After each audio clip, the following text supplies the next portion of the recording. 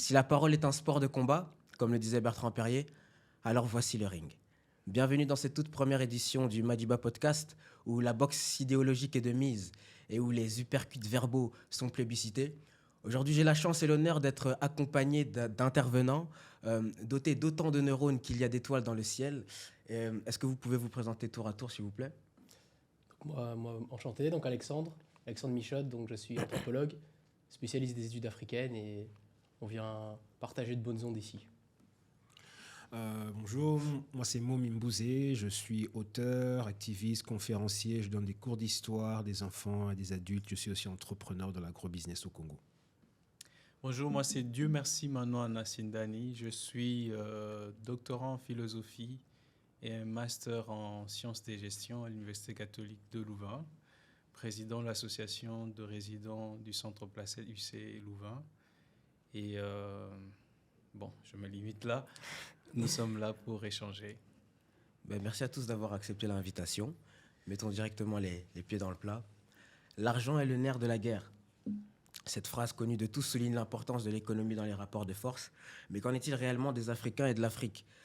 En d'autres termes, l'Afrique peut-elle atteindre sa souveraineté avec une économie exsangue, un peuple aux poches vides et un ventre qui bien souvent l'est tout autant? Eh bien, c'est tout autour de ces questions que nos intervenants vont tenter d'apporter leurs pistes de réflexion. Et pour ouvrir le débat, quoi de mieux qu'une fameuse phrase d'un économiste connu, Milton Friedman: pas de liberté sans liberté économique, pas de liberté politique sans liberté économique. Eh bien, ma première question, c'est de savoir, est-ce que vous êtes d'accord avec cette première partie de cette citation qui dit pas de liberté sans liberté économique? Alors moi je pense que voilà, c'est de belles phrases, mais concrètement je pense qu'il faut déjà définir ce qu'on stipule par économie. C'est un terme assez, en tout cas moi, quand je le vois comme ça, c'est un terme assez fourre-tout. Il faut vraiment définir nos limites, définir notre éthique, notre philosophie, vers quoi on veut se diriger. Donc ça, je pense que c'est une première étape. Après, parler au nom de, je ne me vois pas en toute humilité prendre la parole pour d'autres personnes. En tout cas, à mon échelle, en tout cas, ce que je peux dire, c'est qu'il y a des économies. Alors, on pourrait parler d'économies formelles, informelles, etc., ça on peut en parler par la suite. Mais en tout cas, je pense que c'est important que les Africains continentaux, les Africains de la diaspora comme nous, puissions justement trouver une synergie et en tout cas des valeurs communes. Après, nous pourrons certainement, en tout cas, définir ce qu'on considère comme économie. Voilà. Mais donc, en gros, est-ce qu'on peut atteindre une certaine liberté sans argent dans les poches? C'est ça le fond de la question. Je pense que, en tout cas, je ne pense pas qu'on puisse atteindre ça, ces objectifs-là. Par contre, ce que je pense, en tout cas personnellement, c'est vraiment cette idée qu'il faut pour les Africains, et en tout cas pour notre conscience et nos personnalités, parce qu'au final, nous sommes des êtres individuels aussi, penser avant tout, je n'aime pas cette terminologie-là, mais en tout cas, je vais quand même l'utiliser. Je n'aime pas ce personnage non plus, mais c'est important. Charles de Gaulle disait: en politique, il n'y a pas d'amis, il n'y a que des intérêts. Je pense que les Africains doivent penser avant tout à leurs intérêts. Et ensuite, je pense que nous pourrons songer à des partenariats, songer justement à une économie forte, mais sans avoir d'amour-propre, sans avoir d'éthique, justement une pensée déjà individuelle, une pensée communautaire, nous ne pourrons arriver nulle part. Voilà. Donc j'espère que c'est une première amorce. Ok, donc le capital culturel avant le capital économique. Et vous? Alors, la citation souligne l'aspect économique, en fait, l'importance de l'aspect économique. Je suis bien d'accord avec lui, mais attention parce qu'on risque de tomber dans le biais économiciste où on pense que l'économie résout tout le problème. Je pense que dans le contexte africain, il y a vraiment... on doit rétablir, comment dire, on doit se placer dans un contexte bien déterminé. Et puisque le sujet, c'est en rapport avec la souveraineté de l'Afrique, et on parle de la souveraineté de l'Afrique, mais il faut jeter un regard historique. Cette Afrique est partie d'où? Cette Afrique qui est assujettie, qui a connu l'esclavagisme, qui a connu la colonisation. Et dans ces rapports entre États, les autres États ont voulu que l'Afrique demeure ces lieux où on peut puiser, comment dire, avec toute liberté, les richesses à leur profit. Donc, parler de cette souveraineté qui doit passer par l'économie, c'est bien, mais il y a un travail en amont à faire. Ok. En fait, il faut définir ce qu'on veut construire comme Afrique avant tout, parce que l'économie n'est qu'un outil Ouais. pour atteindre voilà, nos objectifs. L'économie n'est qu'un outil. Ok. Mais quand on parle d'économie aujourd'hui, et l'économie actuelle est dans un système bien déterminé. Et si on essaye seulement d'avancer en termes d'économie, de réflexion, de croissance du point de vue économique, on va pas évoluer dans le bon sens. Ok, donc l'économie, mais pas uniquement. Oui, non, mais je pense que mes deux frères ont dit ce qui avait le plus important parce que, comme j'aime souvent le dire, et ce que j'ai dit hier aussi quand j'étais en Anvers à la conférence que j'ai eue là-bas avec eux, c'est qu'il faut faire très attention à la narrative liée à toutes ces choses parce que la parole, le frère l'a même dit, c'est bien beau de parler d'économie, mais qu'est-ce qu'on met dans économie? Parce que si économie sous-entend qu'on doit continuer à coopérer avec ceux qui ont pillé, esclavagisé l'Afrique, au fait, c'est un cheval de Troie qu'on entend. Ok. C'est pour ça que l'Africain doit d'abord se définir, donc s'auto-déterminer et dire moi, qui je suis, moi, qu'est-ce que je fais et avec qui je veux le faire. Une fois qu'il s'auto-détermine, à ce moment-là, alors il peut parler de son économie et dire exactement avec qui je veux le faire et comment je veux le faire. Parce que là, lorsqu'on nous dit oui, liberté va avec économie, mais ça sous-entend une économie qui est imbriquée dans le mondialisme, dans le capitalisme. Or, ça, c'est un piège qui est tendu aux Africains. La phrase, elle est bien belle, mais elle sous-entend un piège derrière que l'Africain doit pouvoir décrypter en connaissant sa propre narrative historique pour ne pas tomber dans les pièges des siècles passés. Ok, et donc selon toi, si j'entends bien ce que vous dites, est-ce que pour vous, Mansa Moussa, c'est une grande figure alors qu'on devrait suivre, que les jeunes devraient suivre, tout simplement? Parce qu'on aime bien dire que Mansa Moussa, c'est l'homme le plus riche du monde à avoir foulé cette terre, mais quand on regarde un peu plus profondément, ce qu'il a fait, c'était pas vraiment servir nos intérêts. Donc selon vous, est-ce qu'un jeune issu de la diaspora ou même sur le continent devrait aspirer à devenir comme Mansa Moussa? Le problème de Mansa Moussa, par exemple, c'est quoi? C'est que oui, il était riche, mais où est-ce qu'il est parti dilapider sa richesse? Parce que moi, je dis souvent, oui, il est parti à la Mecque, il a fait baisser le cours de l'or, mais qu'est-ce qui l'a empêché de pouvoir aller ailleurs en Afrique et déverser son or là-bas? Pourquoi est-ce qu'il est seulement parti à la Mecque? Parce qu'à la base, vu qu'il est musulman, il est d'obédience à se dire je vais aller là où se trouve ma foi, là où se trouve mon idéologie, ma philosophie, et là-bas je vais dépenser mes deniers.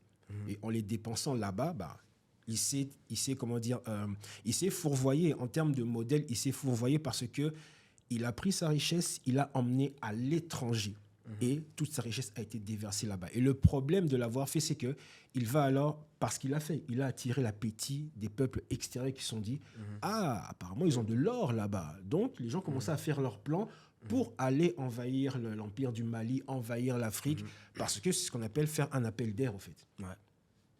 Vous êtes d'accord avec lui? Oui, je suis tout à fait d'accord, surtout qu'il ne faut pas non plus tomber dans l'idolâtrie, dans vraiment cette essentialisation de l'Afrique. Je pense qu'on a tous eu des communautés respectives. Moi, je suis éthiopien et on a aussi tout un passif, mais le passif ne doit pas être une réponse à notre futur non plus et on ne doit pas figer le temps.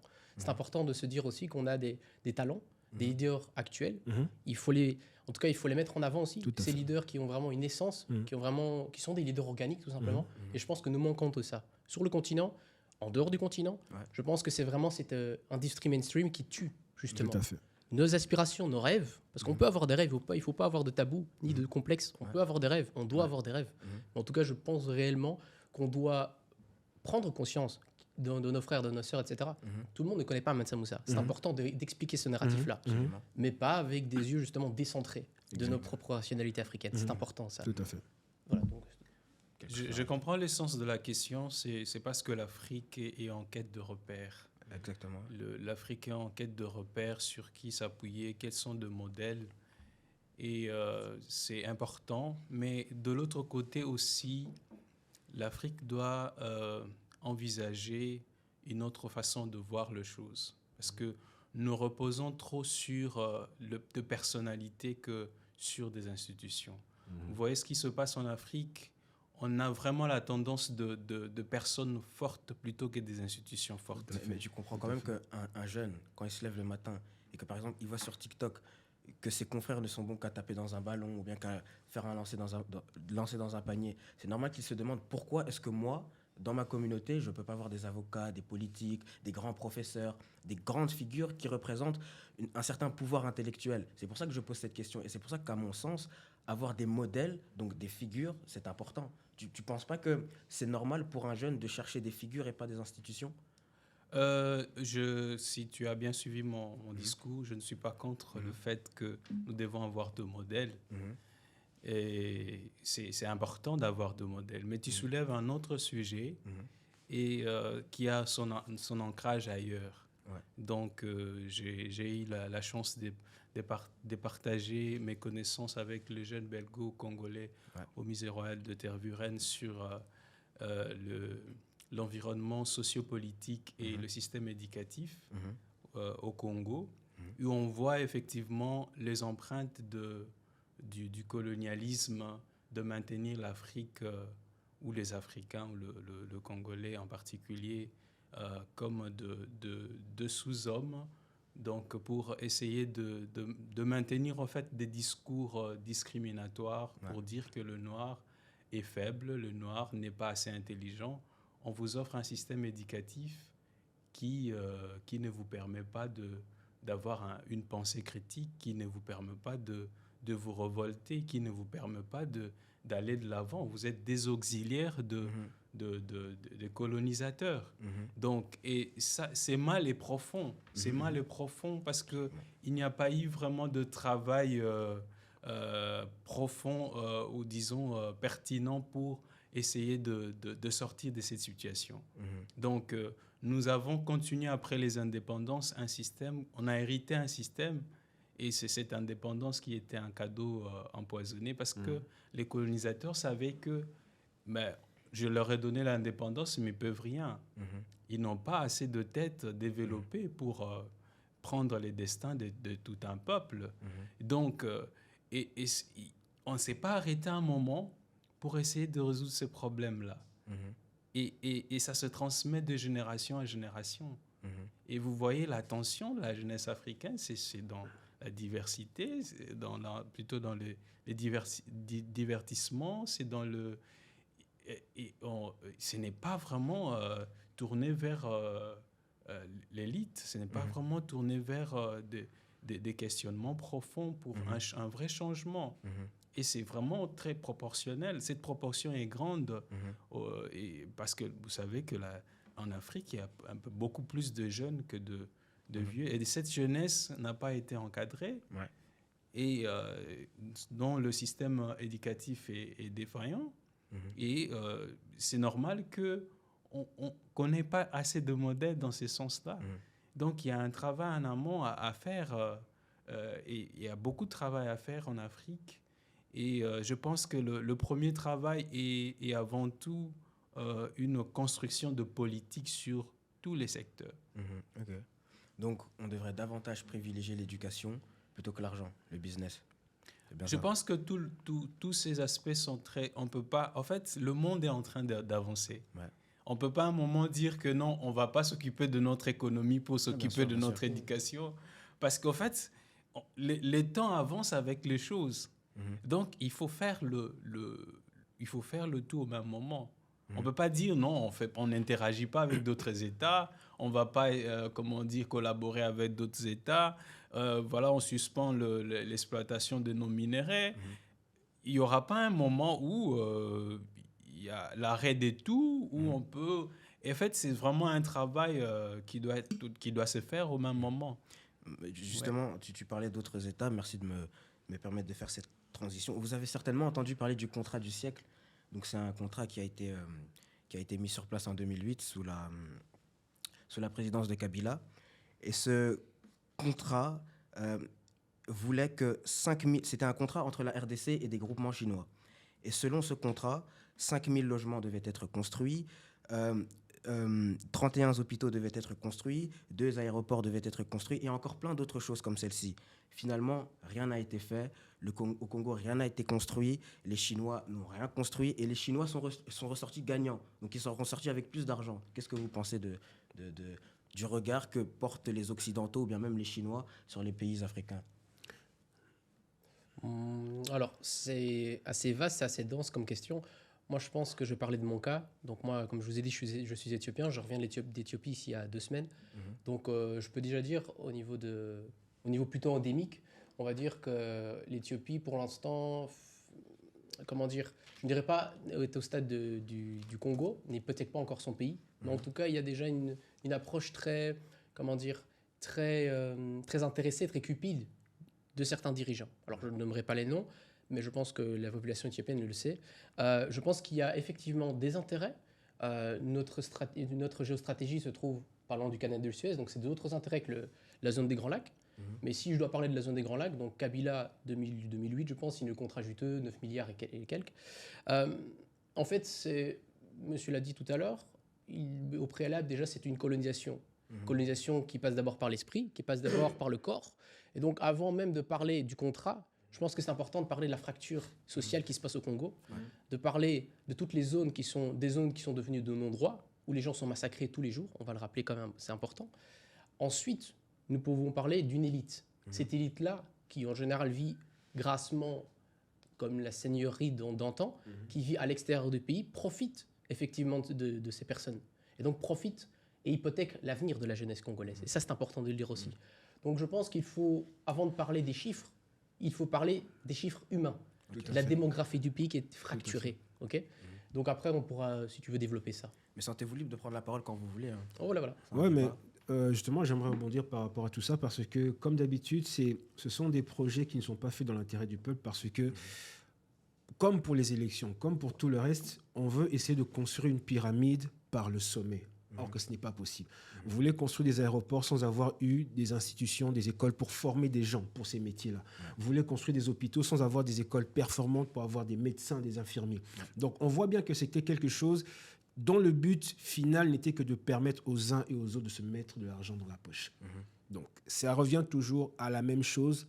Tous ces contrats-là, comme il a dit, sont que des chiffres économiques, mais les chiffres humains derrière, on n'en parle pas. On n'en tient pas compte parce qu'à la base, ces personnes qui font ces contrats s'en foutent du peuple. Leur intérêt n'est pas que le peuple ait du travail, que le peuple se développe, parce que si le peuple a du travail et se développe, le peuple sera moins enclin à obéir, à suivre et à subir.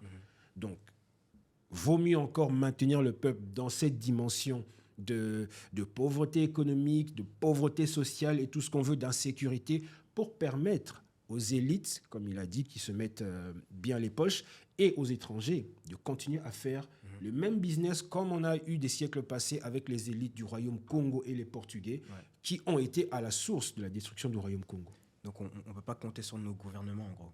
En tout cas, vaut mieux ne pas mettre tous nos espoirs en eux. Moi, c'est ce que je dis tout le temps aux jeunes et aux autres. Vous voulez rentrer au pays, ayez vos propres projets que vous pouvez initier au pays sans forcément vous dire « je vais attendre que le pouvoir fasse, je vais demander au pouvoir, je vais faire avec le pouvoir ». Faites sans le pouvoir. Une fois que vous montez en puissance et que le projet se développe et que vous devenez puissant vous-même, à ce moment-là, vous pourrez interagir ou chercher à interagir avec le politique. Tant que vous n'êtes pas, évitez parce que c'est l'histoire de la souris qui veut faire du business avec le lion. Le mal du Congo est profond, ça nous préoccupe et ça préoccupe beaucoup de jeunes au Congo comme au niveau de la diaspora.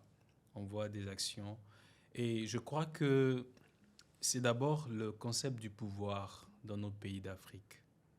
Comment est-ce que le pouvoir est perçu? Le pouvoir, c'est comme un patrimoine pour beaucoup. Il doit se transmettre de père en fils. En fait, il arrive là, il dit bon, j'ai le pouvoir. Le pouvoir n'est pas perçu comme un service. C'est comme ça que... et puis, ça devait d'abord commencer comme un service. On veut changer le pays. On se met comment rendre ces institutions fortes. Et pourtant, les gens, ceux qui sont au pouvoir, veulent se rendre plus forts. Et c'est ce qui fait qu'ils cherchent à s'éterniser au pouvoir. Ils pensent qu'en dehors d'eux, les bonnes choses ne peuvent pas se faire. Ils cherchent à changer des constitutions pour s'éterniser. Mais le Congo, par exemple, devait s'asseoir comment travailler pour rendre nos institutions fortes avec des idées qui vont amener au vrai développement et ne pas dépendre d'un mandat d'un président. Tout à fait. Parce que quand le président, celui qui est au pouvoir, pas il y a un autre système qui vient avec d'autres idées et on n'est pas dans une stabilité. Mais est-ce qu'un On jour n'est ce pas sera dans une possible d'avoir stabilité. un vrai dirigeant qui n'a pas pour but de rester toute sa vie au pouvoir et qui a vraiment des intérêts pour le peuple Tu parles du Congo ou en général? en Afrique? Il y en a quand même quelques-uns. Alors, malheureusement, c'est toujours la même chose. C'est les pommes pourries qui sont dans le lot. Le problème, c'est que c'est la cooptation internationale, le fait qu'on s'est basé sur le Fonds monétaire international, le fait qu'il y ait les plans de Bretton Woods qui ont détruit l'économie mondiale. Ça, c'est important aussi de le dire, parce qu'on peut parler du Sud global, pas simplement des intérêts congolais ni des intérêts africains, on peut parler au-delà de ça. Tout à fait. Donc ça, c'est important de dire que si on veut sortir de ce paradigme qui nous enferme, il va falloir avoir des personnes fiables. Et cette fiabilité-là, elle passera par la jeune génération. Parce qu'effectivement, il y a quelque chose de très patrilinéaire, etc., qui se transmet de manière très clanique même, on ne va pas se mentir. Une fois qu'on a la paroisse du côté, ça va tout seul, on va le dire comme ça. Mais je pense qu'il y a aussi quelque chose qu'il faut prendre en considération, c'est que les réalités, ce qu'on peut appeler interethniques, ou en tout cas les réalités très, je dirais, coutumières, sont nécessaires à l'Afrique. On est obligé de maintenir cette coutume, ces coutumes. Et donc je pense que le fait que la balkanisation ait fracturé les esprits africains, je pense que c'est la même chose dans la diaspora, dans les diasporas. Je pense qu'il y a toujours ces rivalités qui sont très anxiogènes. Et je pense qu'il faut d'abord reconstruire progressivement les corps, avec l'amour-propre, avec des valeurs saines. Et après, nous pourrons dépasser, je pense, justement, ces réalités qui sont anxiogènes, puisqu'au final, les Chinois, ce sont des prétextes. Bien entendu, il y a quelque chose de très factuel qui déracine, qui détruit tout ça totalement nos territoires. Mais après, il y a aussi quelque chose qui est très occidental, de dire, voilà, les Chinois. Les Chinois, il y a les Russes, il y a les Arabes, etc. etc. Mais avant tout, il y a les Africains. Et là, on oublie toujours, on tourne toujours autour du pot. Il y a nos intérêts avant tout. Et ça, je pense qu'il faut absolument mettre des signaux d'alerte sur justement les personnes qu'il faut juger. Mais j'aimerais bien aussi développer cette idée-là, par la suite, si vous me laissez le temps, de créer des institutions sur notre territoire. Des institutions qui sont décentralisées des Nations Unies, je dirais des grands plans de restructuration de l'Afrique, etc., etc. J'en passe. Je pense que c'est important d'avoir des juridictions, des avocats, etc., etc., sur le continent. Qu'on soit jugé en Afrique pour des crimes en Afrique, pas à l'étranger, pas à La Haye, pas à Strasbourg, etc., etc. Voilà. Je pourrais développer par la Mais suite. bien sûr, on va en parler parce qu'ici à la table, vous êtes tous des hommes d'action. Mais avant ça, j'avais une question à vous poser. En ce qui concerne les politiques fiables, vous m'avez l'air d'être fiable. Pourquoi pas la présidentielle? Parce que ça, c'est l'éternel problème des Africains qui pensent qu'on ne peut que changer les choses quand on devient président. Or, c'est là que se pose le piège parce que le président qui va être élu a déjà été coopté par l'étranger. Je dis souvent aux gens que l'Africain doit avoir le courage de renverser les enjeux électoraux, c'est-à-dire se dire par exemple qu'au lieu, je prends l'exemple de la RDC, mais peut-être d'autres pays, au lieu de commencer le cycle des élections par la présidentielle, commencer alors peut-être par les territoriales. C'est-à-dire, on dit au peuple qu'on déplace les enjeux. Avant de voter pour les présidents, on vote pour les territoires. Une fois qu'on a voté pour les territoires, ceux élus, chefs de territoire, doivent s'unir et voter pour les chefs des districts. Ceux des districts, une fois qu'ils sont élus, doivent se réunir et voter pour les provinces. Et ainsi, à partir des provinces, parce que c'est basé, au fait, il faut se baser sur un modèle qui a existé avant. Parce qu'une démocratie n'est pas une autre. On pourrait se dire, une démocratie africaine, ça serait de commencer les élections par le bas et monter progressivement. Donc le peuple donne le pouvoir aux chefs des territoires, qui donnent le pouvoir à ceux des districts, qui donnent le pouvoir à ceux des provinces, des régions. Et du coup, ceux des provinces et des régions, un peu comme les conseils des anciens, se réunissent pour dire lequel parmi parmi les 26 que nous sommes pourrait devenir le président de la République. Parce que c'est une manière de dire au peuple qu'on vous donne le pouvoir de choisir ceux qui vont choisir celui qui sera président. Mais comment on fait pour mettre ça en place si les gens qui sont en haut, ils sont corrompus? C'est là que je reviens à ce que mon frère a dit. Il faut se baser, travailler sur la jeunesse. Parce que la jeunesse d'aujourd'hui, qu'on délaisse sur TikTok et Instagram, c'est elles qui font conscientiser parce que le jour où elle arrivera dans les affaires, elle pourra alors soit impacter positivement, soit négativement. Positivement, si on leur transmet l'idéal panafricain, l'idéal afrocentré, eux se diront que lorsque j'arriverai au pouvoir, je ferai ça. Mais le truc, c'est que s'il est seul, ça risque de ne pas passer. S'ils sont 10 ou 100, peut-être, mais s'ils sont 1000, Congo, Éthiopie, Tchad, Nigeria, Sénégal, là, on sent qu'il y aura une autre mouvance qui se met en place. On doit arrêter de se dire qu'on doit faire naître un Lumumba, un Sankara, un Ami. Il faut en faire naître des centaines par génération. Et ce travail-là se faire dans la jeunesse, c'est-à-dire tous les jeunes entre 12 et 20 ans, c'est sur ces cette période, cette génération-là qu'il faut faire le travail. Parce que dans 10 ans ou dans 20 ans, ils seront à notre place et c'est eux qui vont commencer à diriger les choses. Donc, il faut que quelque chose soit planté. Parce que j'aime toujours dire que entre la mort de Sankara et l'émergence de l'AES, il s'est passé presque 30 ans. C'est une génération. Mais on a eu l'impression que pendant que Blaise Compaoré était là, les Maliens, ils dormaient. Non, il y a un travail de fond qui a été fait. Et puis, à un moment donné, la masse critique est arrivée et les choses ont été impulsées. Donc, c'est ce qu'il faut faire. Il faut avoir une vision sur 15 à 20 ans et se dire, même si l'Afrique ne va pas bien aujourd'hui, travaillant sur la jeunesse d'ici 10 à 15 ans, quelque chose va naître de cela. Ouais, En fait, je garde espoir que l'Afrique peut vraiment décoller. Donc, je garde espoir. Je pense que ces genres d'échanges également, tant soit peu, a de l'impact à la jeunesse africaine. Je pense que également, de notre part, les actions continueront à être menées pour conscientiser cette jeunesse. C'est possible qu'il y ait un vrai changement, qu'il y ait de vrais leaders qui ne sont pas là pour leur propre enrichissement, parce que nous sommes des êtres passagers sur Terre. En fait, l'Africain doit prendre conscience que je mène des actions, même après mon passage, je marque toute une nation ou tout un peuple. Tout à fait. Donc, je mène des actions désintéressées. Je suis là comme un guide pour mettre des choses qui vont rester et rester longtemps.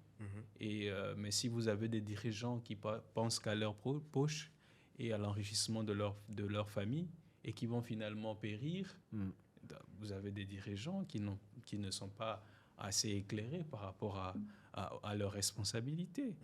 Donc, on doit avoir des dirigeants qui sont désintéressés dans leur manière de gérer, qui portent le vrai souci du changement. Et ces changements-là, on a des leaders, des personnes qui ont de bonnes idées dans différents pays d'Afrique. C'est bien, mais ces idées ne devaient pas rester dans de personnes. Ça devait se transmettre, ça devait faire objet ça devait être hérité, coopté comme héritage, comme former des institutions dans le sens de pérenniser ces actions, ces idées. Parce que même si ces personnes passent, on aura une continuation de ces meilleures idées-là. Mais quand les personnes, quand bien même ils ont de bonnes idées, ils veulent s'éterniser, donc on ne va pas évoluer. Et on est dans un contexte de rapport de force entre États. Donc, vous savez, par exemple, les meneurs de jeux pour les indépendances, la plupart d'entre eux ont perdu leur vie parce qu'ils gênaient de plusieurs puissances. Donc, si vous laissez cette force-là dans deux personnes, ces personnes, dès qu'ils partent, c'est le chaos. Tout s'effondre. C'est les chaos. Il faut attendre encore qu'il y ait des gens. Mais si cette force-là est transmise au niveau de la population, si cette force-là est incarnée par des institutions, même si ces personnes passent, ça va se pérenniser. Il y aura vraiment un vrai changement à ce moment-là. C'est pour ça que j'arrête pas de dire aux gens que si on veut un développement de l'Afrique, ça doit être un développement endogène basé sur nos expériences historiques, basé sur nos cultures, sur nos traditions, comme le frère l'a dit. Parce que l'Africain veut continuer à singer les démocraties des autres, à vouloir fonctionner comme les autres. Et il a un problème parce que au niveau culturel, il voit bien qu'il est différent, mais au niveau politique, il voit qu'il veut être comme l'Occidental. Du coup, il a toujours un déchirement. Donc, l'Africain doit comprendre qu'il doit faire, un peu comme la Chine, sa révolution culturelle. Et se dire, à un moment donné, je vais me tourner vers mes fondamentaux, interroger mon histoire pour savoir comment est-ce qu'on a fonctionné pendant des millénaires pour avoir des royaumes et des empires. Comment les rois arrivaient au pouvoir. Comment les rois étaient parfois chassés du pouvoir. Parce que j'apprends, par exemple, comme au royaume du Kanem-Bornou, le roi avait un mandat de 7 ans. Le roi, c'était pas, il arrivait au pouvoir et puis il régnait ad vitam aeternam. Il avait un mandat de 7 ans et le conseil des anciens s'assurait qu'il faisait bien son travail. Au niveau des Lunda ou des Kuba, c'était pareil. Le roi, il avait des pouvoirs, mais le reste du pouvoir, c'était le conseil des anciens. Qu'est-ce qui empêcherait, par exemple, dans ce modèle ici, de se dire, il faut mettre en place, quand on parle d'institution, mettre en place, par exemple, une institution ou des institutions qui seraient l'équivalent du conseil des anciens par province, par peuple ou par région pour dire, si dans la région X, il y a élection, et que des gens veulent se présenter, ils doivent passer par le Conseil des anciens qui doit les valider ou pas. Parce qu'un roi africain, il sortait toujours de sa famille biologique. Donc la famille biologique proposait qui devait être le roi. Ensuite, c'est le Conseil des anciens qui décidait si le roi était valable ou pas pour le devenir. On analysait un peu sa vie. C'est comme l'histoire de la reine Nzinga et de son frère. Quand le père est mort, Nzinga s'est présenté avec son frère et le Conseil des anciens a essayé de voir lequel il devait régner. À cette époque-là, le royaume du Ndongo Matamba avait besoin de quelqu'un qui sache faire la guerre et mener les troupes au combat. C'était Nzinga qui avait déjà l'expérience. Ils avaient aussi besoin de quelqu'un qui parle le portugais pour la diplomatie avec les Portugais. C'est Nzinga qui parlait le portugais. Pourtant, c'est son frère aîné qui était mieux vu pour le pouvoir. Mais le Conseil des anciens a tranché pour dire c'est elle qui deviendra la reine. Donc, on doit revenir à ce modèle de démocratie à l'africaine où le Conseil des anciens disent que non, Momi, toi, tu n'es pas crédible pour ce métier-là, pour cette fonction-là, ça sera plutôt un tel. Donc, c'est ce genre d'institution dont on a besoin. Et le pouvoir africain doit se dire, ce sont ces institutions-là, surtout qu'elles sont en lien avec les peuples. C'est pas juste, on va dire, l'institut de... Non, on va dire le Conseil des anciens du peuple X. Et le peuple en question saura que pour toutes les décisions, on doit avoir l'aval du Conseil des anciens pour nous assurer qu'il y a quelque chose de valide qui sort de ce peuple-là parce que les anciens qui ont l'expérience de la vie, l'expérience politique de l'histoire, ils connaissent les généalogies, vont se dire, fils, non, ce chemin-là, c'est pas le bon, vaut mieux ça. Ah, je veux me présenter à la présidentielle. Non, parce que le problème avec ça... Du coup, c'est ça, au fait, les institutions dont l'Afrique a besoin. L'équivalent du Conseil des anciens à l'époque de l'Afrique impériale qu'on a besoin de remettre au goût du jour aujourd'hui. Prendre tous les anciens, un peu comme on est ici, on forme peut-être un Conseil des anciens. Et se dire, voilà, pour telle matière, consulter un tel et un tel. Et ce problème-là, on le rencontre dans la diaspora, parce que si vous regardez bien la diaspora africaine, on n'a pas cette institution-là des anciens. Regardez dans la communauté arabe, vous avez cela. Les jeunes arabes, il suffit que les anciens disent non, tout le monde s'arrête. Mais va voir chez les Africains, chez les Noirs. Quand les anciens disent non, les petits vont quand même partir. Parce qu'il y a cette dissociation, ce manque de respect ou cette non-reconnaissance. Dès le moment où dans les familles, on impacte et on implémente cet aspect de respect des anciens et du conseil des anciens auquel il faut se référer pour certaines décisions, ça va se transmettre progressivement et les jeunes sauront que avant de faire, je dois consulter les anciens. Les anciens disent oui, ok. Ils disent non. Si c'est un non valable, ok, je suis. Si c'est un non qui n'est pas valable, je vais voir d'autres anciens pour avoir un autre son de cloche. Mais en tout cas, l'institution du Conseil des anciens, il faut qu'elle revienne au goût du jour. Je voudrais rajouter, si je me permets. Alors, je suis moyennement d'accord parce que je trouve quand même qu'il y a notre force justement en Afrique, c'est la résilience d'une part. Et par rapport justement à ce rapport intergénérationnel, il est quand même soutenu par une certaine forme de confrérie. Alors, je pense qu'il ne faut pas négliger non plus la force des confréries, qu'elles soient au Sénégal, qu'elles soient au Mali, etc., etc. Je pense que le cas par cas est important, mais par contre, tout à fait, je crois qu'on néglige un petit peu lorsqu'on parle de la jeunesse. Là, je pense qu'il y a une forme aussi d'idéalisation, c'est qu'on a besoin des générations plus avancées. Je pense que c'est nécessaire. Et je crois que là, il y a vraiment un terreau qui est très intéressant à travailler. C'est vraiment la fracture au niveau du socle familial. Ça, c'est très important. Lorsqu'on voit les histoires racontées, etc., lorsqu'on voit autour de soi même, tout simplement, la fracture sociale est très, très forte. Et je pense que là, il y a quelque chose absolument à maintenir. C'est vraiment ce savoir ancestral. C'est le savoir, justement, qui se transmet par la parole, qui se transmet par les goûts, qui se transmet par la tradition, par la langue, etc., etc. Je peux développer. Mais là, on reviendra tout à fait à une sémantique qu'il faut définir. Si on veut survivre, parce que là, on ne parle plus de dessert, on parle de chaos. C'est la survie. Il ne faut pas oublier ça. Donc voilà, c'est juste ce que je voulais rajouter, c'est qu'il y a quand même des confréries. Et je ne suis pas du tout du genre à m'inspirer des autres communautés, même s'il faut toujours prendre ce qui est bon à prendre, bien entendu. Mais en tout cas, je pense qu'il y a du très bon dans nos communautés. Et ça, il faut le souligner. On a trop tendance à négliger. Je ne sais pas combien de peuples ont vécu plus de 6 siècles, voire 10 siècles d'esclavage. Je connais très peu de peuples comme cela. Je connais très peu de peuples qui, aujourd'hui, continuent de maintenir la tradition, malgré vents et marées. Et ça, je pense qu'il faut le souligner aussi. Alors, bien entendu, il y a des guerres aux 4 coins du continent, même des frères qui sont au Brésil, en Guadeloupe, en Martinique, etc., qui vivent la récession, qui vivent la violence. Il ne faut pas les oublier, ça je pense que c'est important. Nous qui sommes dans la diaspora, on a un travail à faire. C'est maintenir ces liens intergénérationnels. Tout à fait. C'est tout. Tout à fait. Quelque chose à rajouter? Oui, je pense que mes co-débatteurs ont relevé un aspect important s'unir pour essayer de changer les choses et de considérer le point de vue, que ce soit des aînés comme Les jeunes. de jeunes. Ça, c'est très important. Et un autre élément que je voulais ajouter, c'est le concept de développement en soi. Donc, et plusieurs auteurs reviennent sur Sujet le fait sensible, sur le fait qu'on ne développe pas, on se développe. Ok. Si vous allez vraiment au fond de cette compréhension, vous allez vous rendre compte que c'est développer, c'est une impulsion qui vient de l'intérieur, Fils. pas de l'extérieur. Fils. C'est-à-dire que ça ne vient pas d'autres puissances vers l'Afrique, ça vient de l'Afrique elle-même. Mais non plus, je suis bien d'accord qu'on a besoin des leaders, mais ces leaders ne doivent pas seuls faire le travail. Le travail des leaders, c'est vraiment d'amener cette impulsion de la part de chaque individu, de la part de toute une communauté. Si ces côtés-là est ignoré, on ne va pas se développer. Le développement, c'est vraiment une impulsion. Cette impulsion vient comment? Dans la prise de conscience.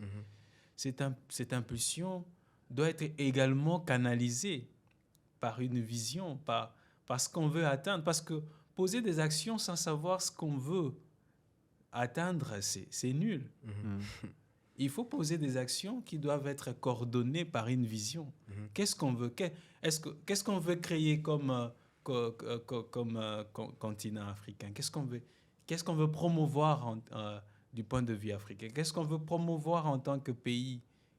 Comment est-ce qu'on veut se positionner? Il faut d'abord ça. Et que les actions accompagnent cette vision-là. Tant qu'il n'y a pas de vision, il y a simplement des actions isolées, on ne peut pas. Parce qu'il faut une vision globale qui intègre tous les secteurs, qui intègre l'économie, qui intègre l'éducation, qui intègre la technologie, qui intègre la culture, qui intègre la sécurité alimentaire. En fait, il faut une vision d'abord, définir une vision et que des actions concrètes soient menées ou faites pour qu'on arrive à cette vision-là. Et il nous manque cette vision au niveau de l'Afrique. Et également, travailler non seulement au niveau de l'Afrique, en Afrique, mais au niveau aussi des Africains qui sont à l'étranger. Mon frère a parlé par exemple, de la communauté africaine qui est ici par rapport à d'autres communautés. Effectivement, il n'y a pas une certaine coordination. Il n'y a pas une certaine coordination. On parle de la solidarité comme valeur africaine, mais déjà au continent, ce sont des Africains qui s'entretuent entre eux. Absolument. Donc, par rapport à la vision, j'aimerais un peu m'inscrire en faux parce que c'est pas comme si... Bon, j'ai un ami qui aime bien le dire, on ne va pas réinventer l'eau chaude. Je pense qu'en termes de vision, beaucoup de nos prédécesseurs ont déjà beaucoup parlé, beaucoup écrit, comme le livre de Thabo Mbeki en 99, La Renaissance africaine. En plus, c'était Cheikh Anta Diop et des tas d'autres. Donc la vision, elle est déjà là. Les aînés, les anciens ont déjà écrit, ont déjà fait des choses, ils ont impulsé. On a la prophétie de comment il s'appelle, de Simon Kimbangu. Donc tout ça, c'est une vision sur le temps que beaucoup d'hommes et femmes africains ont légué à la postérité. Mais le problème de l'Africain, le problème de base, c'est que l'Africain, quand il voit la vision, il se retourne pour dire « Qui va faire ça ?» Pourtant, il est face à la chose. Il a des compétences, il a des contacts, il a un réseau, il a un diplôme, il a ceci, cela, mais il se demande à chaque fois qui va le faire. On attend toujours qu'un Messie parce qu'on nous a tellement mis dans la tête ce concept de quelqu'un viendra sauver l'Afrique, un sauveur sera là, à se dire que quelqu'un va faire. Donc, ce quelqu'un-là, c'est peut-être toi, mais tu ne réalises pas que tu as ta part à faire dans le travail. Donc, la vision, elle est déjà là. Tous les aînés, on peut les citer, des tas de noms, des tas de noms de rois, d'empereurs africains qui, d'une manière ou d'une autre, ont semé leurs graines de vision de l'Afrique du futur. Mais le problème, c'est que à chaque génération, quand il faut prendre action, prendre acte et faire les choses, soit on ne fait pas, soit on fait mal, soit on détruit soi-même la chose en question. Donc, la vision, elle est déjà là. Maintenant, ce sont les actes qu'il faut poser après, qui ne sont pas forcément les meilleurs. je pense que ce sont des intuitions de vision. Je suis d'accord avec toi. Ce sont des intuitions de vision Mais ces intuitions de vision ne sont pas coordonnées. Mais qui va sont les coordonner? Mais c'est nous, effectivement. Mais si nous ne sommes pas organisés en institution, comment allons-nous les coordonner? Si nous n'avons pas le pouvoir politique, économique, militaire, comment allons-nous les coordonner? Non, je pense que chacun de nous a une responsabilité dans son secteur. Aujourd'hui, je quitte chez moi, je viens parler de l'Afrique. C'est carrément une pierre dans la construction de cette Afrique. Et je vais de gauche à droite pour sensibiliser la jeunesse africaine, la jeunesse congolaise. C'est une part de cette construction, de cette jeunesse. J'ai écrit... il y a des projets de rédaction et sur certaines questions. Je pense qu'à mon niveau, c'est cette contribution. Je n'attends pas être politicien ou avoir un poste politique. Oui, mais justement, là, vous parlez de votre contribution. Tout à l'heure, vous avez parlé de coordonner. Ce sont deux choses différentes, à mon avis, entre ce que je fais, moi, et ce qu'on doit faire à trois, par exemple. À quel moment on se rend compte pour se dire, assoyons-nous, voici sa vision en tant qu'Éthiopien, voici ma vision en tant que Congolais, voici sa vision en tant que... Comment on fait, comment on imbrique. Parce qu'il y a des réalités en Éthiopie que les Congolais ignorent. Le problème entre l'Éthiopie, le Soudan et l'Égypte, moi je suis au courant, le problème avec le Nil, mais les Congolais, on dirait qu'ils regardent ça de loin, ça ne les concerne pas. Or qu'on sait que dans quelques années, il va y avoir la guerre de l'eau au Congo parce qu'ils veulent détourner l'eau de la rivière Ubangi pour l'injecter dans le lac Tchad. À ce moment-là, les Congolais vont se réveiller. Ah oui, on veut nous génocider, notre eau. Mais c'est un projet qui date des années 70 déjà. Le coltan a été classé matière stratégique en 1947, mais les Congolais l'ont découvert seulement avec l'invasion du Zaïre et les premiers smartphones dans les années 2000 et 90. C'est quasiment 50 ans après. La question c'est, qu'est-ce qui se passe maintenant dans la tête de ceux qui veulent nous dominer? Quelles sont les connaissances qu'ils ont sur ce dont nous disposons, mais que nous ignorons? Mais justement, en parlant de solidarité, et de vision et d'actes, au début du XXe siècle, les Libanais n'étaient que 4 en Côte d'Ivoire. Aujourd'hui, en 2024, ils détiennent 8% du PIB ivoirien. Est-ce que selon vous, la diaspora africaine devrait s'inspirer de la diaspora libanaise? Alors, moi, je me permets d'abord déjà de répondre parce que tu as vraiment bien présenté la chose. Je trouve qu'il y a des points très importants. Je pense que si on veut parler de solidarité, il y a une vraie solidarité. Cette solidarité-là, on peut l'appeler la solidarité raciale. Marcus Garvey, paix à son âme, a réuni plus de 8 millions de nos frères et nos sœurs à travers le monde. C'est important de le rappeler. 8 millions. Aujourd'hui, on peut voir qu'au Canada, en Amérique du Nord, en Afrique, etc., il y a plusieurs organisations qui soutiennent l'UNIA. Et c'est important de dire qu'il y existe toujours des espaces où nous pouvons trouver une vocation et une voie. Deuxième chose, par rapport aux populations libanaises, aux populations étrangères de manière générale, je pense que c'est un débat très précis. Les Libanais, effectivement, il faut connaître l'historique, c'est que la France a vraiment eu un rôle très important.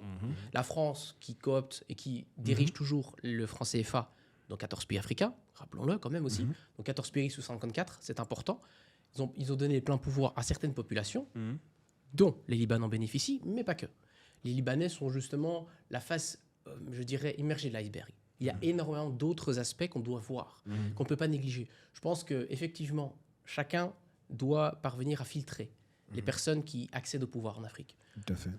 Si on parle de la Côte d'Ivoire, on peut parler du Sénégal, bien entendu, avec les Libanais, on peut parler aussi du Niger, on peut parler de plein d'autres pays.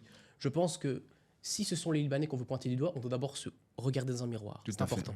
Après, nous pourrons parler des Libanais. Alors, bien entendu, ce n'est pas pour ça qu'ils n'ont pas beaucoup d'investissements au niveau de l'agroalimentaire, au niveau des produits pharmaceutiques, au niveau d'énormément de milieux. Donc, c'est important de pouvoir nous-mêmes nous dire il y a des pommes pourries.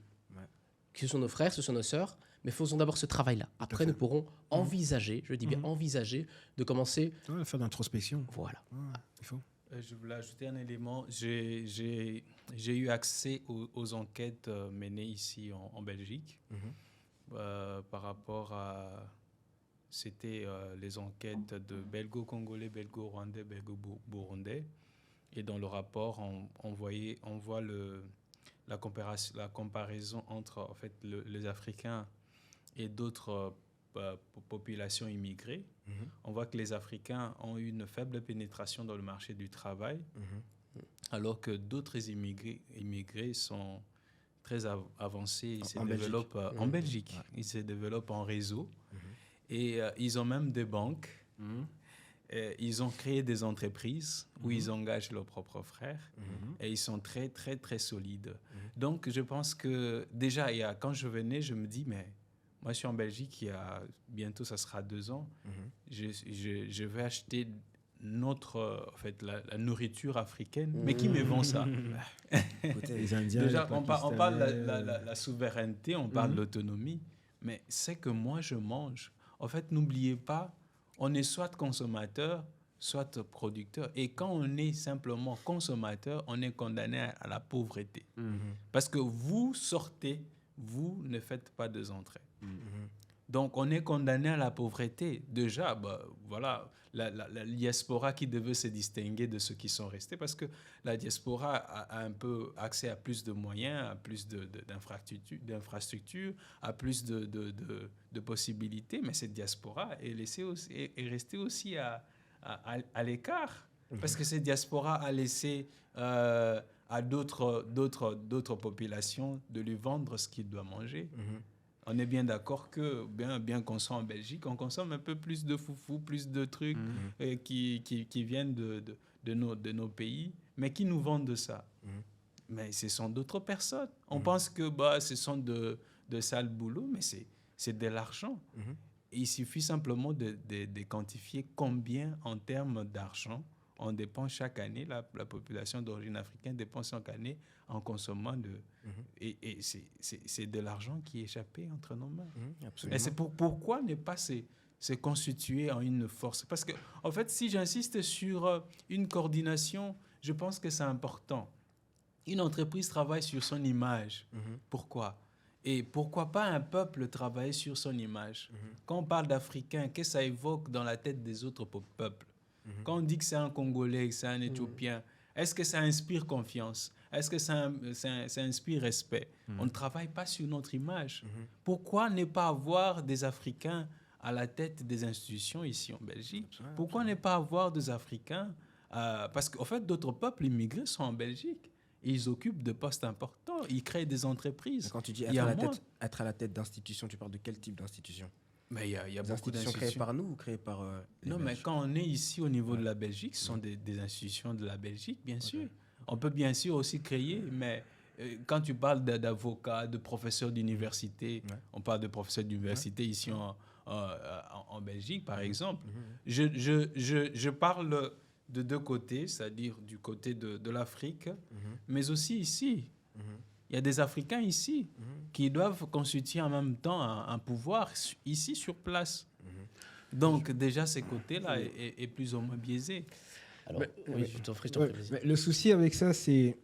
comment le dire on a beaucoup d'autres communautés étrangères ici en Belgique qui fonctionnent bien, mais qu'on ne voit pas au niveau des institutions politiques ou autres. C'est-à-dire que là, à nouveau, c'est pour ça que je dis que c'est très important lorsqu'on prend un concept de voir qu'est-ce qui est caché. Donc, pour les Africains ici, avoir une communauté forte et bien vue, c'est une communauté qui est bien représentée au niveau de ce pays.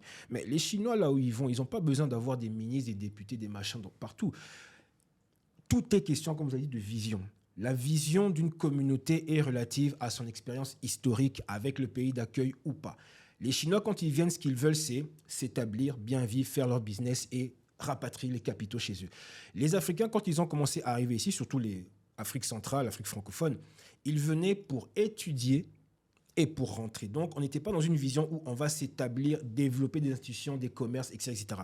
C'est seulement bien après, à partir des années 90 et 2000, où les Africains ont commencé à le faire, mais c'est avec quasiment 30 à 40 ans de retard par rapport aux autres communautés. C'est pour ça que les Marocains, les Arabes et compagnie, ils ont des immeubles, ils ont des pharmacies, parce qu'ils ont commencé ça bien avant. Donc, aujourd'hui, Momi achète un bien, 20 ans, 30 ans plus tard, il devient vieux, il revend ce bien-là à son enfant. Avec l'argent que son enfant lui aura acheté le bien, il rachète l'immeuble à côté. C'est ainsi que Molenbeek s'est maroquinisé, si je puis dire, progressivement. Mais l'Africain, quand il vient, c'est qu'il ne se dit pas « j'ai un projet, c'est ça, ceci, cela ». Donc, je viens, mes enfants étudient, mais c'est pour retourner en Éthiopie après.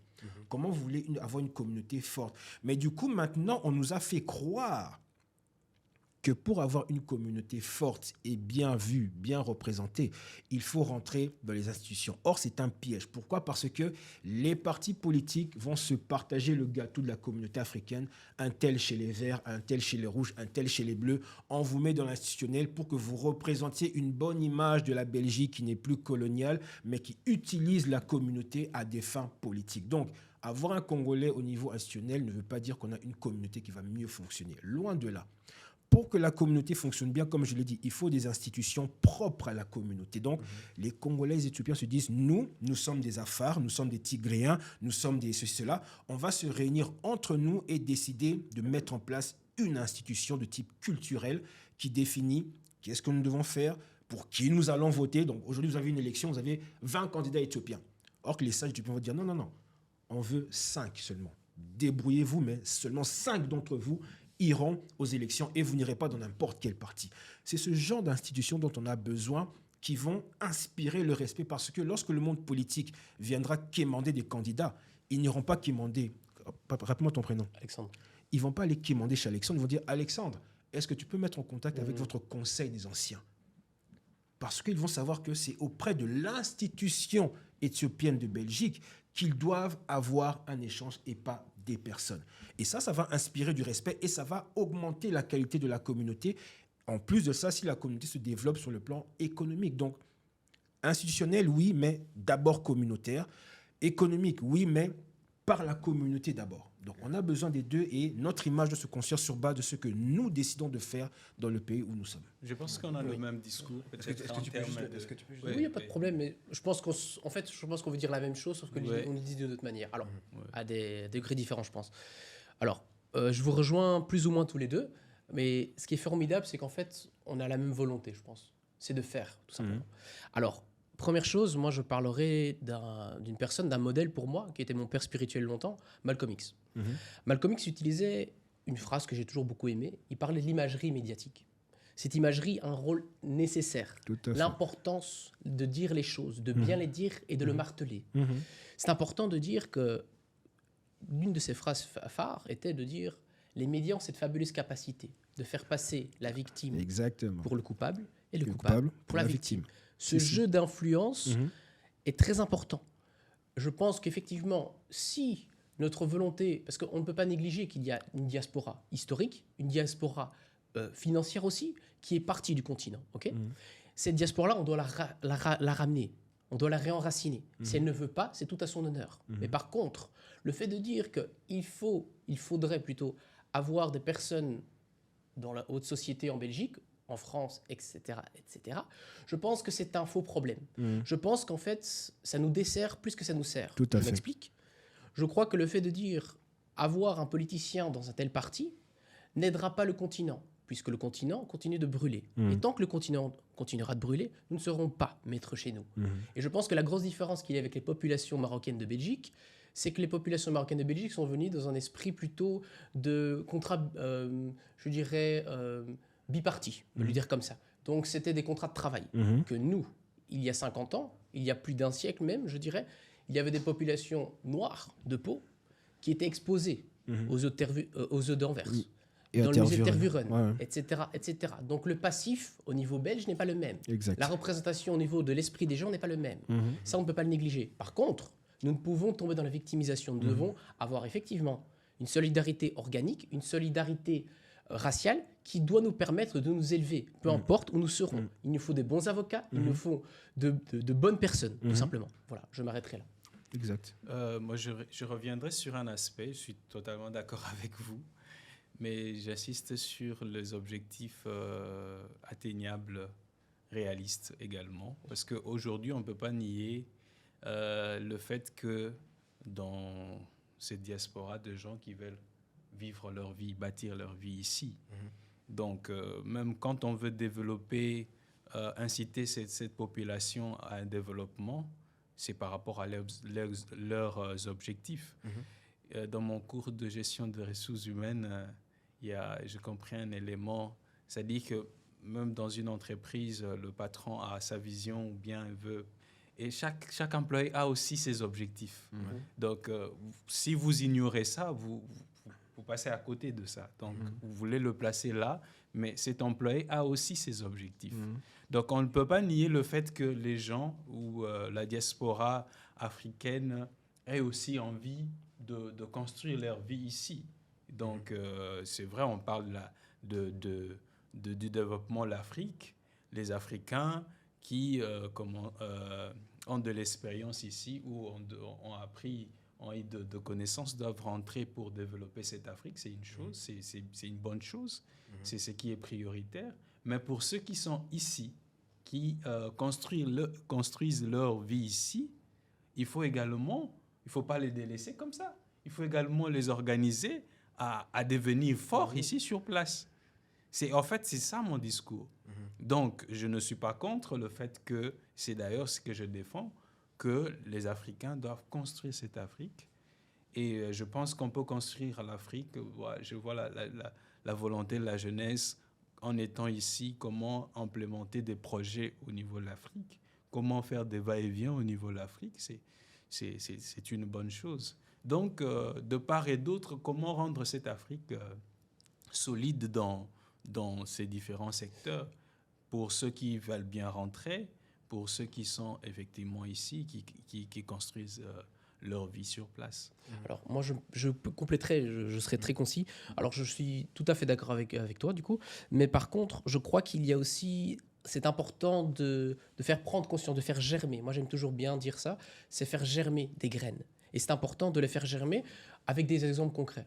Les populations maliennes, moi j'ai beaucoup d'amis maliens, etc., au pays, et en France, font revenir. Donc ils sont toujours enracinés dans leur culture. Ils parlent la langue. Combien de nos frères ici autour de nous parlent la langue du pays? Combien? On peut faire... je mets mon téléphone comme ça, je vais demander combien, je peux vous en sortir une centaine qui ne parlent pas la langue. Et ça, je pense que c'est un problème de nos communautés. Et ça, on ne peut pas le nier non plus. C'est qu'effectivement, ici, être... pour le dire un peu vulgairement, le marionnettiste des autres, moi, ça ne m'intéresse pas. Et c'est tout à mon honneur. Par contre, c'est tout à fait respectable les personnes qui sont ici. On ne peut pas les oublier. Mais par contre, c'est de notre devoir de leur rappeler que leur maison mère est sur le continent.